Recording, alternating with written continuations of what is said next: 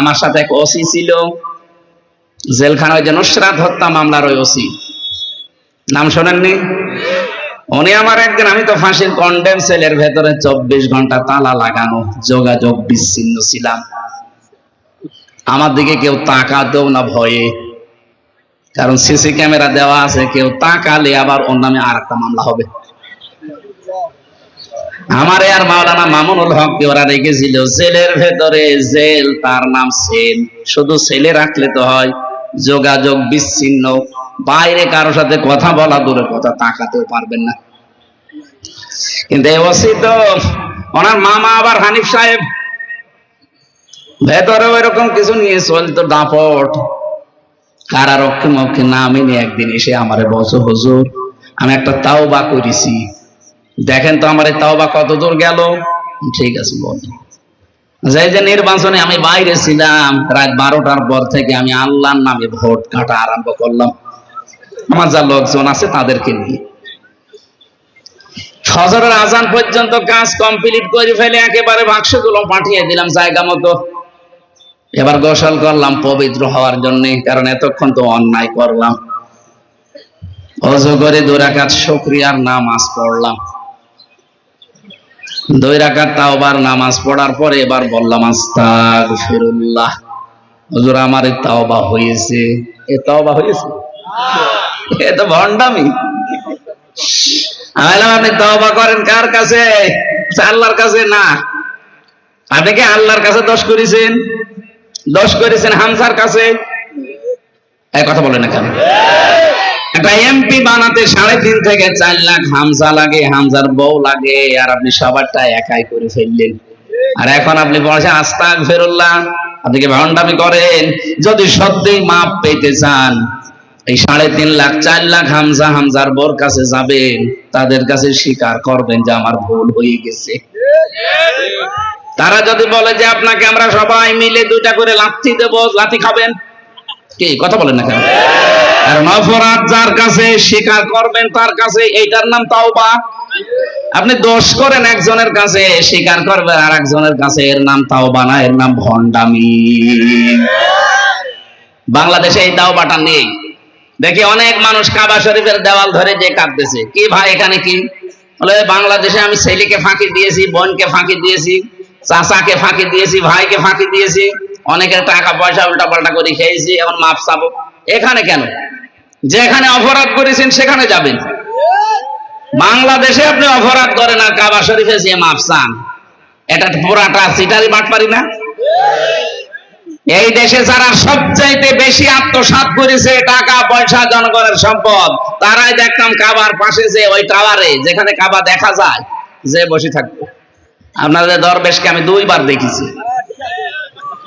36,000 কোটি টাকা আপনি মারিং কাটিং করেন, আর কাবা শরীফের পাশে যে আমরা থাকি 1 কিলো দূরে, আর ও টাকা আছে 20 লাখ 25 লাখ টাকা খরচ করে একেবারে, যে একেবারে কাবার পাশে যে টাওয়ার, ওই টাওয়ারের 30 তলায় তো 40 তলায় থাকবে, থেকে একেবারে কাবা শরীফ সরাসরি দেখবে। তো কাবা শরীফ দেখা কেন? কাবার ভেতরে যে নামাজ পড়লো আপনার নামাজ কবুল হবে। আগে টাকাগুলো ফেরত দিয়ে যান জনগণের, তারপরে বলেন আস্তাগফিরুল্লাহ। এই কথা বলেন না কেন? ওসি আমারে বলছে হুজুর দালান করবো কি? করবেন কি মানে? আপনার একটা উপায় আছে, এই 3.5 থেকে 4 লাখ মানুষের কাছে যে আগে স্বীকার করেন, ওরা যদি মন থেকে বলে ঠিক আছে যান মাফ করে দিলাম, তাহলে মাফ পাবেন। কিন্তু আশ্চর্যের বিষয়, এই 3.5 লাখ 4 লাখ হামজার ভেতরে অনেক হামজা এই কয়েক বছরে মরে গেছে। এক কথা বলেন না কেন? আপনি তাদের কাছে মাফ চাবেন কি করে? সুতরাং আপনার মাপ নেই। জালেমাকে টিকিয়ে রাখতে যারা যেইভাবে কাজ করেছেন, আপনার কপালে আপনি নিজে আগুন লাগিয়েছেন। আপনি কি জানেন আপনি কিন্তু আল্লাহর মামলার আসামি এখন? এই দেশের 1628টা চেয়ারে যারা বসেছিলেন, 1628টা চেয়ারে যারাই বসেছিলেন এই 15.5 বছর, প্রত্যেকেই হয় জালেম না জালেমের দোসর। সংস্কার যখন আরম্ভ হয়েছে, আমরা আহ্বান জানাবো, বারবার দাবি জানাচ্ছি যে 1628টা চেয়ারে যেন কোনো জালেম না থাকে, জালেমের দোসরও না থাকে, এদেরকে সবগুলো বিদায় করেন। 2732 জন মানুষকে হত্যা করেছেন আপনি।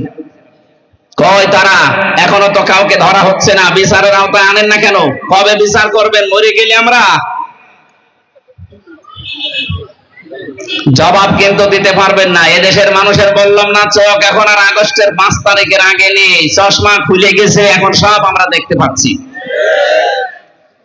সুতরাং জালেমদের এত বড় শিকড় যদি আল্লাহ কেটে দিতে পারে, আগামীতে যারা চেয়ারে বসবেন ওরা অনেকেই চিন্তা ভাবনা করছেন, যা যদি সত্যি জনগণের উপরে জুলুম করে থাকেন 5 বছর পরে আপনার বাড়িও শ্মশান হয়ে যাবে।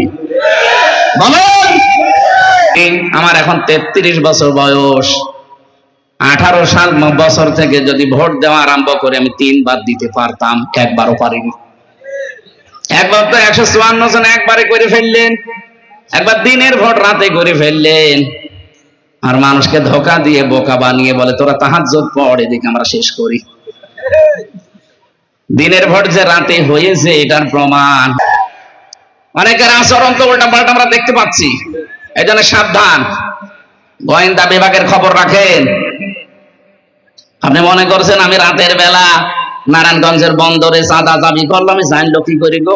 আরে ভাই, আপনি পায়খানায় বসে কি করেন সেটাও তারা দেখতে পায়। এমন মেশিন ওরা সব সেট করা আছে, সারা দেশ ওদের নখদর্পণে একেবারে সামনে আপনি দেখতে পান। খাবারের প্লেট যেমন ওরা দেখতে পাচ্ছে। আপনি রাত 12টার পরে চাঁদা দাবি করেন, ওইটা টের পায় না। না, গাইবান্ধা এক জজের কাছে 50 লাখ টাকা দাবি করলেন, আপনি মানুষ এখনো শহীদদের রক্তের ঘাস শুকায়নি, আর আপনি এখনো উল্টা পাল্টা আরম্ভ করেছেন। মানুষের মন জয় করা যায় ভালো ব্যবহার দিয়ে, চাঁদাবাজি করি না। সঠিক কথাগুলো তুলে ধরলে কিছু মানুষের কলিজায় যে লাগে, এই কথা বলছে, এই কথা বলবে না মানে আপনি করেন কেন? 5 তারিখের পর থেকে এই দেশে আর মানুষ নেই, তাদের নামে তো এ মামলা হয় না, তাদের নামে তো এদের দোষ কেউ দেয় না, আপনার নামে দোষ দেয় কেন? আপনার নামে কি মিথ্যা দোষ চাপিয়ে দিচ্ছে? এখন কি জালেমরা আছে? আর অবশ্যই আপনি ওই কাজ করেন, সবগুলোর ভিডিও ক্লিপ দেখা যাচ্ছে।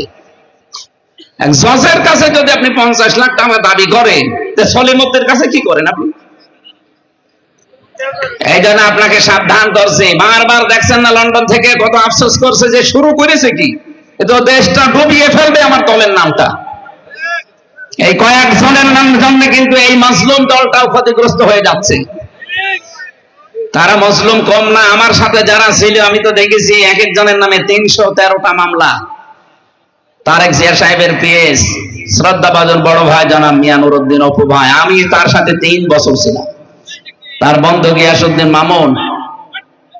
আপনারা এই উল্টা পাল্টা কাজগুলো করে খালেদা জিয়া কি আফসোস করেছে কালকে সকালবেলা দেখেছেন? যে কিছু কোলাঙ্গার আর অপদার্থের জন্য বিএনপির বদনাম হয়ে যাচ্ছে। এরপর আপনি কাকে দোষ দেবেন? সুতরাং একটা মুরব্বী মানুষ, স্বামী হারা মানুষ, সন্তান হারা মানুষ। একটা সন্তান তো প্রবাসে আছে, সারাটা জীবন কাটিয়ে দিচ্ছে। দেশের জন্য তাদের স্যাক্রিফাইস অনেক বেশি, কিন্তু কয়েকটা মানুষের জন্য যদি এটা অম্লান হয়ে যায়, নাকি যে জবাব দিতে পারবেন না। মনে করছেন আমি যা করি কেউ টের পায় না? কে বলেছে আপনাকে? আমি রিমান্ডে থাকতে আমার ম্যাডাম আমার বাড়ি থেকে কোথায় সাতক্ষীরায় এক ভাই কল দিয়েছিল, সেইটা পর্যন্ত ওরা আমার পরের দিন রিমান্ডে একেবারে সব দেখাচ্ছে যে এই দেখেন। আপনি বলছেন না, এই দেখেন তো। আমি আগে বিষয়গুলো বুঝতাম না, ওদের যা ঠিক করা আছে না সব কিন্তু ওরা চেষ্টা চালাচ্ছে, সব দেখতেছে, পর্যবেক্ষণে রেখেছে কে কি করে। আমি গত পরশু দিনও একজন গোয়েন্দা বিভাগের সর্বোচ্চ দায়িত্বে যিনি আছেন কথা বললাম, উনি আমার বলছে হুজুর আমরা দেখতেছি সারা দেশটা কে কি করে, কার কি কাজ কারবার আমল যা দেখতে পাচ্ছি। এতদিন শুধু চেতনার নাম দিয়ে মানুষদেরকে ধোকা দিয়ে বোকা বানিয়ে রেখেছিলেন, এইটা কিন্তু আর কেউ খাবে না। আপনি মেজর ডালিমের কালকে সংবাদ সম্মেলন দেখেননি? টকশোতে 11টা পয়েন্টের উপরে কথা বলেছে। এতদিন যত রকমের উল্টা পাল্টা নাম দিয়েছেন, পুরাটাই যে মিথ্যা এখন সব জাতি জানতেছে। রাজাকারের তালিকা বানিয়েছেন মাত্র 37 জন বাংলাদেশ জামাত ইসলামীতে, তার ভেতরে 11 জন মরে গেছে। আর বিএনপির নাম আছে ওখানে 1000 কত জন। এরপরে আওয়ামী লীগের নাম আছে 8060 জন। কি কি কারে দায়িত্ব দিয়েছিল এই মন্ত্রী? কি এটা ওটা কি নাম ছিল যেন? অকর্মা মোজাম্মেল। ওটা আসলে অকর্মা। এটা তালিকা করবেন জামাত শিবিরের নাম, 5,000 10,000 20,000 ঢুকিয়ে দেবেন না, সাদা মাত্র 37 জন দিয়েছে। আসলে পাই নাই, তো পাবে কি করে? কারণ ইসলামপন্থী যারা কোরআন হাদিস পড়ে এই মানুষগুলো 50 বছর আগে যা বসে, জেনারেল মানুষ তারা 50 বছর পরে ওটা বসে।